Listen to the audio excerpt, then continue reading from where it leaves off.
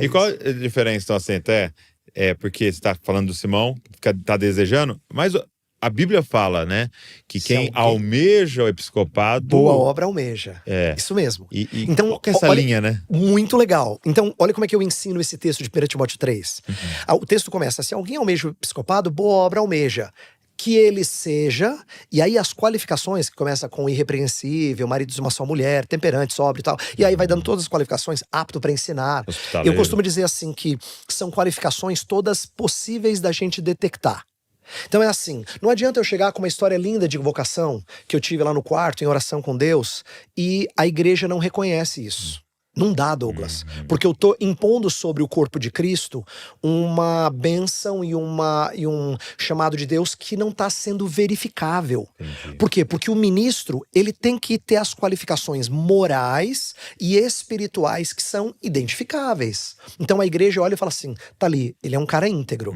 Tá ali, ó, ele mostra que ele cuida bem da sua família. Tá ali, ó, ele sabe ensinar a escritura, a gente aprende com ele. Então, tanto qualificações morais quanto habilidades espirituais, que o Espírito de Deus dá, dons mesmo, não é? Agora, a gente não pode tornar essa questão da vocação algo somente subjetivo. Entendi. Entendeu? E pessoal, né? Porque, assim, se eu chego assim, ninguém contesta.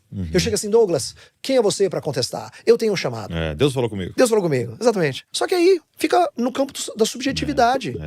Então, a palavra de Deus, ela é a sabedoria do nosso Deus. E é linda demais. Por isso que é necessário ler a continuação do versículo. Isso! E a sequência é qualificações que as pessoas enxergam. E elas dizem, tá aí um homem chamado por Deus. Eu vi uma frase, achei maravilhosa. O cara falava assim, ó. Sempre se rodeie de pessoas e peça muitos conselhos. Por quê? É muito difícil ler o rótulo de dentro do frasco. E é isso, né? Porque você pode falar, quem é o Douglas? E eu posso te falar algumas coisas. Mas, de fato, eu preciso da confirmação do corpo, né? Porque isso mesmo. Muita coisa que eu não tô enxergando. E coisa boa, às vezes. Sim, não só ruim. Sim. Né? Às vezes você fala, pô, você tem um dom pastoral, você tem um dom pastoral. Você começa a ouvir e fala, poxa, tem uma coisa que eu não tô enxergando, né? Isso. E é uma confirmação do corpo. Então, acho que para os nossos irmãos que ouvem e que têm esse desejo, eu digo sempre para eles, olha, primeiro, isso vai ter que ser detectado pela igreja. Muito bom. E essa é uma trajetória necessária, biblicamente necessária. Muito bom. Mas eu queria te pedir para falar, como eu te disse em off aqui, tem muita gente que nos segue, que ama as escrituras, que ama ensinar as escrituras e que está em alguma posição de liderança ou sabe que o Senhor chamou com frequência. Que dicas você daria, conselhos, né, melhor, você daria para jovens ministros? Quais cuidados tomar nessa caminhada em se envolver com o ministério? Ok. Então, primeira coisa eu diria é que a gente precisa aprender que servir o Senhor sempre é bom. Okay. Mas no ministério não é a única forma da gente servir o Senhor. Okay. Isso é muito importante. Por quê? Se acontecer por conta de circunstâncias e decisões, ele não se tornar um ministro da palavra, um pregador, um mestre, não significa que ele não é servo, não é? Na verdade, nós temos na Igreja de Cristo muita gente carregando o piano e alguns pianistas. Porque parece que vai ter galardão só para pastor, né? Exatamente. E aí as pessoas ficam com a impressão de que só sirvo a Jesus quando eu sou um ministro de tempo integral, eu sou um missionário, um pastor, um evangelista, alguma coisa assim.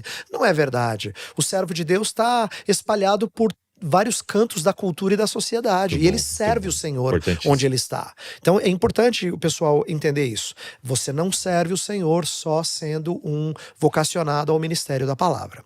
Então não se frustre se isso não acontecer. O Senhor Deus, eu costumo dizer que nós vamos perder o nosso emprego quando a gente estiver com Deus. Porque quem vai querer ouvir a gente na presença do nosso Cristo? Exatamente. Então a nossa tarefa é só preparatória, entendeu? Agora pode ser que outra pessoa exerça uma profissão que no novo céu e no nova terra ele consiga continuar exercendo. Então, um arquiteto aí. Exatamente. Então, primeira coisa você serve de múltiplas maneiras. Muito bom. Segunda orientação, desejar ser um ministro é uma boa coisa, como 1 Timóteo 3 deixa bem claro. Porém, você não pode tomar essa decisão sozinho. Por isso que eu falei que você tem que ser testado e aprovado pela igreja. Muito bom. Portanto, eu aprendi isso muito bem com meu pai. Eu assim, louvo a Deus por ter entendido essas coisas com clareza por causa dele na minha vida, que vocação não é uma coisa só interna, ela é externa também. Tem que ter as duas coisas. Eu tenho que me sentir inclinado a isso, o Espírito de Deus está me movendo a isso, mas só isso não basta. Eu tenho que ter a igreja confirmando, Ok, chamando. muito bom. Tá? Então, essa é uma outra coisa. Jovem, não diga, eu sou pastor, eu vou Não ser se pastor. auto-envie. Exatamente. Deus está querendo e a igreja Não me reconhece? não me reconhece, tô um pouco me lixando. Não funciona assim. Nós somos um corpo. E a gente tem que ser, então, reconhecido, chamado e enviado pela igreja de Jesus. Bom. Tá? Outra orientação que eu daria é que existem duas grandes características que a gente tem que evidenciar. E a primordial e a primeira é caráter. Assim, todos nós temos pecados, todos nós temos lutas e nós precisamos de irmãos na nossa vida para que a gente se santifique gradativamente. Mas a nossa vida tem que ser uma vida de piedade. Então, se você quer ser um ministro da palavra, você não pode ser uma pessoa soberba.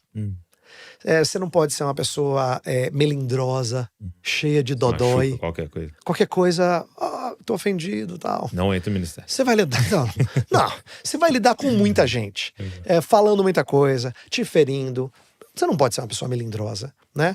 Você tem que compreender que certas falhas de caráter precisam ser sufocadas, precisam ser... às vezes elas nunca vão embora de completo porque é uma prova de que nós ansiamos o dia que nós estaremos com o nosso Cristo perfeitos. Mas elas têm que ser sufocadas. E isso é possível, isso é a transformação do Espírito. Sim. Então, caráter é o ponto primeiro. Mais um segundo ponto, e aqui vem a gente bem intencionada, mas que às vezes não percebe que não tinha que estar no louvor, o exemplo que você deu agora há pouco, é que a gente tem que ter dons. Sim. E esses dons são do Espírito, E não adianta, Douglas, quando E ele você dá da ouve forma que ele que quiser, ele né? quer. Porque é ele, a igreja é do Senhor Jesus e é ele que a equipa como ele quer. Então assim, se ele me fez mão, eu não posso querer ser pé. E se ele me fez orelha, eu não posso querer ser olho, entendeu? Isso é desonrar aquilo que eu posso fazer muito bem feito. É se mostrar ingrato para com aquilo que Deus me deu. Então assim, eu tenho limitações, você também certamente as tem. E eu tenho que me contentar que tem outros melhores do que eu em várias coisas. E assim, que bom! Porque se a gente fosse bom em muita coisa, talvez fizesse mal para nós. Não, eu tentei, Ever, todos os instrumentos que você imaginar. Não, sério, eu fiz aula de sax, de flauta, de violão, de baixo, de bateria. Eu não consigo tocar e eu não consigo cantar. Eu canto é baixo, porque as pessoas estão do meu lado percebem que eu não consigo entrar no tom, nem no ritmo e esqueço as letras. Então, assim, é zero, não tem coisa. Agora você vai ficar lá, Senhor, poxa, eu quero cantar. Isso, Senhor, eu tenho um sonho de ser um cantor.